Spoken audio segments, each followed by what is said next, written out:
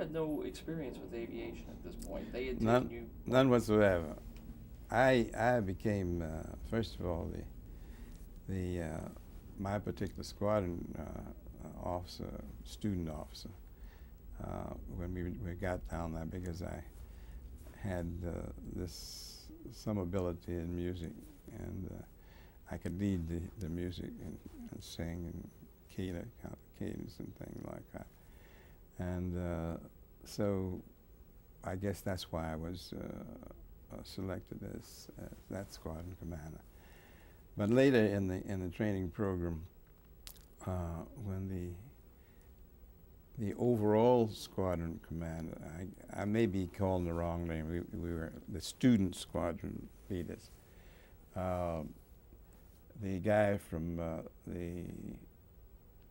they had two then, because the twin engine man was a guy named Finley, Otis Finley, and I was a single engine person. So it split off for two reasons, because they couldn't always be present for things that took place, and some of the rules and things that they had to follow were not applicable to the fighter pilots or single engine pilots. I was single engine, and this guy was twin engine. So that it made it very interesting for me, because I assumed a whole lot more responsibility than I ever thought that I would have to assume. All the way down to the presiding over the code of ethics boards that they had. I may be calling that the wrong thing, but anyway, if you had in the program a way of controlling the activities and penalizing people who did not want to abide by the rules and regulations by what they called demerits. They weren't demerits. I guess they were. I'll think about the right name a little later. And anybody, any upperclassman or any tactical officer could cause you to get these demerits. And you'd only have, you could only you could only accumulate a 6, I think it was, during the week. That means you had violated some rules and whatnot in 6 areas. And after that, every demerit you got above the 6 meant that you had to walk a tour. A tour was around the company street with a M1 rifle on your shoulder for an hour without stopping. And therefore, if you generated, say, 4 to 6 of those things in a weekend, you wouldn't have a chance to get off the base even, because you could only start walking your tours after 12 o'clock on Saturday. And that was a way of penalizing you. Another bad experience, well, I said bad, but it wasn't a happy experience for me. In the absence of the twin engine squadron leader, student squadron leader, I had to preside over the council for discipline council. What it meant was that a person would be called up, and when you really violate something bad, the code of ethics and control, and you'd come before your peers, which were other guys just like you from each of the various squadrons at the base at that time, classes really, at the base. They had representatives from each class. And you'd have to come before this honor council, I guess you'd call it. And your squadron officers who were supposed to discipline you would be sitting, listening to the whole process. They didn't participate in it, but you had to do this as if this is a regular army and You got to, you know, issue out this discipline. And one thing that hurt me so bad about that one, this guy was a very gung-ho student and a pilot, a good pilot. He's going to be a good pilot. And this was about, I guess, in his almost his senior year, his advanced training, when I say senior year. And he had been given all these demerits because he was instructed by his tactical officer to remain on the base for some reason for that weekend. And for some reason, he had to go to Montgomery, Alabama, on a weekend. And what should happen to him when he went on into Montgomery was his tactical officer met him on a downtown street in Montgomery. Can you imagine what he went through from that point on? So he came before the Honor Council. And of course, we had to listen to anybody, his story. If he had a defensive story, he had to come up with it. And his tactical officer and other tactical officers and all the other representatives. All of this is saying that, all right, this is a situation after you get out of here, that when you give your word, when you're committed to something, you got to do it regardless, and that's it, or the consequences are grave. The consequences of this, if he couldn't be released by this honor board, he had to wash out of the program. And I told you, he was a guy that, he looked like he had grown up thinking about being a pilot, you know what I mean?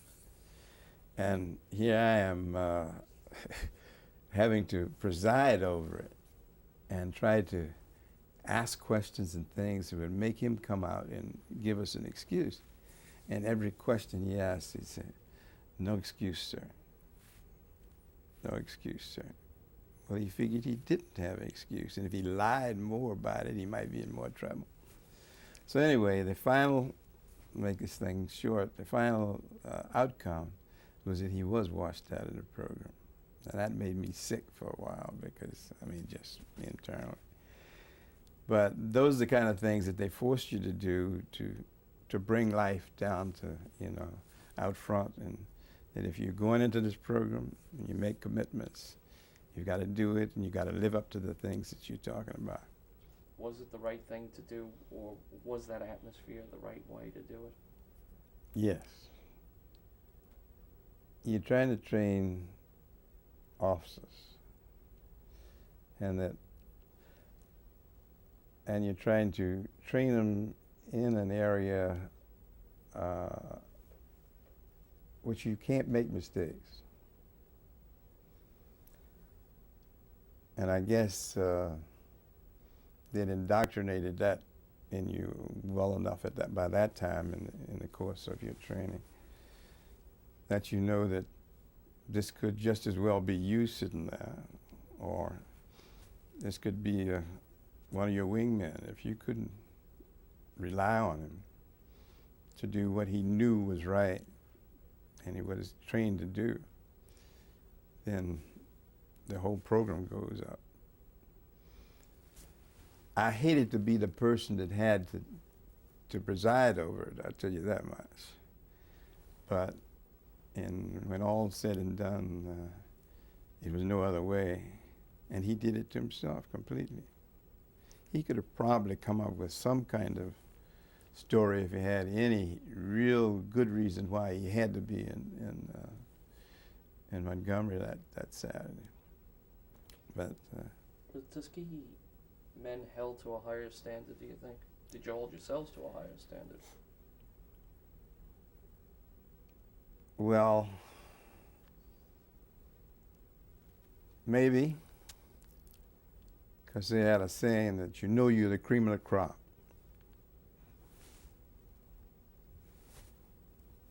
So once they say that, and you, in other words, if you can't live up to it, don't we be wasting our time. Where did that come from, right from General Davis? I don't know, to say the truth. I mean, the attitude, though. Oh yes, it started with him. See, he was a true soldier, and he believed that everything that's written in that manual and book is law, nothing else. No room for deviation. No. What about Colonel Parrish? Colonel Parrish was a very strict person, but he wasn't really hard. I think the guys generally, and made out with Colonel Parrish very well. By the time I came up, and you remember now, this is about the early summer of 1945. I'm a senior in the program. I'm advanced training and whatnot. And you're about ready to get out there and take over the reins. I mean, what you've got to do for yourself. And Parrish was a very respectable guy. He didn't do things as others that who would be considered. Well, now we had some. I'm changing my trend here. We had some instructor pilots that were still white in some of those programs that some people felt they didn't have any business down there. I mean, the way they were conducting themselves, you see. They could make you believe that you couldn't fly anyway, you know what I mean? And some of the guys used to question about their ability to fly, too. But when all in all, Colonel Parrish was respected by the group, and some others weren't. What I was getting ready to tell you, this was a period when some of the guys were beginning, some of our guys, beginning to come back to the States, and some were being made instructor pilots in our program. And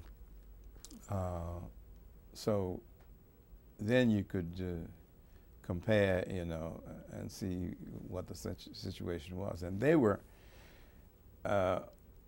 as committed and more committed by having had the experience over there and know really what's involved and what the discipline has to be, you know, in order to make a good pilot out of you. So. When you look back at it, what do you remember most?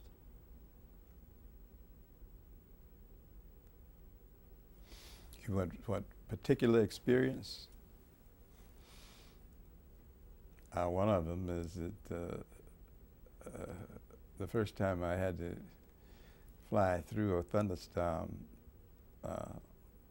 on a course that was directed from the tower, because we were all, when we had training planes out there, they asked them all when something like a thunderstorm's coming, you're supposed to all come back, you know, and try to get into either your home base or one of the auxiliary fields that are around that for training. And of course, you've been trained under the hood and everything else, you know, by this time. But you had never really had, I had never really had the experience of actually flying through a thunderstorm, a real thunderstorm. So we got to the base. I thought I was going to get down, you know, they're going to take me. Just as I turned on the approach, he said, "Cadet Palmer, pull up, take a heading such and such south, you know, until we get in touch with you."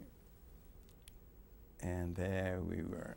They gave us the altitude to fly on to, and that's all you could do is sit up at that thing. And those planes, although they had a canopy, they weren't really waterproof all the time. So I'm sitting up there sweating as much as the other water, you know, just making sure I keep that heading. And the thing rocking you, jacking you down there. And so I had to fly about, I guess, it seems like 2 hours, but it's probably about half hour, maybe 40 minutes, into Florida, or down towards Florida, before the tower came back and told me, said, you can take a such and such heading back now. It was clearing up here. But evidently the whole area must have been, because usually you had an auxiliary field you could go to even as far over as Montgomery, you know, right close to, and if there were opportunities or they were free and not having trouble with getting their own planes in, you know, training plane. But that was about the toughest experience I had to come back. But as I thought about it after I got back, it was worth every bit of it, because I mean, if you're gonna get involved in this when you get in overseas, you can't change your course just because a thunderstorm is in the way. See. But that was a good experience, I guess, for me. VE Day, VJ Day, what were you thinking at that point?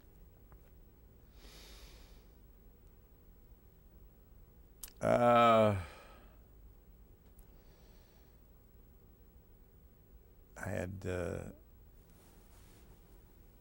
I guess, just about graduated at that point.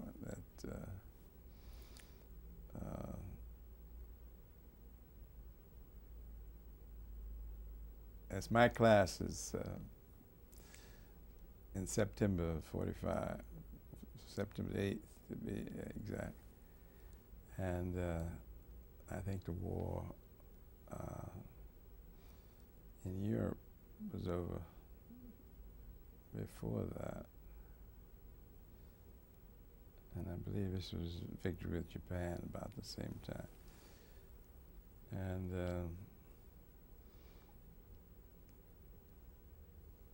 I felt that I had done my service since the war was over, and I began to concentrate on getting back into school. Now, as you know, when you graduate from this program, you graduated either as a flight officer, or at that time, I don't think they have flight officers now. You become a flight officer or a second lieutenant, a commissioned officer, I guess. And the reason was that I guess they knew in forethought that they couldn't afford to commission too many officers, because you committed to at least a 2-year term with them once they sign up to a commissioned officer. And with the flight officers, you could terminate them anytime you wanted to, and that was designed, I guess, in anticipation of the end of the war, when they got it cut back. And so I was fortunately, or unfortunately, assigned a commission, and but then I was beginning to think, I said, no, if I stay in yet 2 years, I might as well forget school, you know. And so they told me I could go over to Maxwell Field and appeal to the office, and if I could assure them, I don't think that was all necessary, because they were probably looking for people like me to get out of there, that I would be admitted to school for that second semester. You know, the second semester in those days used to start with January, after Christmas. And this is now up into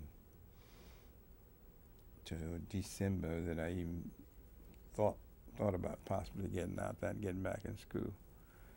And incidentally, all during that time, we didn't have any real commitment. We were ferrying planes to be stored in mothballs and things like that. But all excitement almost is gone out of the program. You're sitting around talking and drinking and trying to catch every flight that you can catch to get your hours in, and as well as to keep you active. So I finally I was given the okay to try to get back in school, and I called my school, and the lady, the dean of business school at Hampton in Virginia, said that yes, my record was so that I could come. She said, anytime you're ready. So that made me feel good too, see. But so I got there about mid-February, I guess it was, and the semester was already a month and a half into it, but we didn't have any problems catching up and getting right back into things.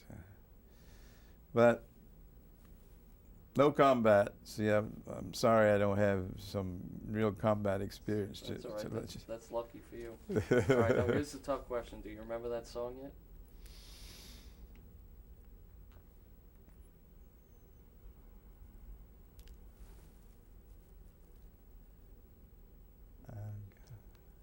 It'll come to me as soon as I walk out the door.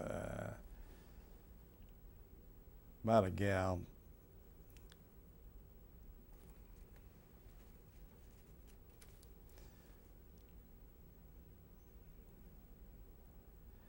I've got I can't. Anyway. The only one I've ever heard is the Yak Yak fighting 19 like that. No, that wasn't that kind of thing. This is just a song by the chick.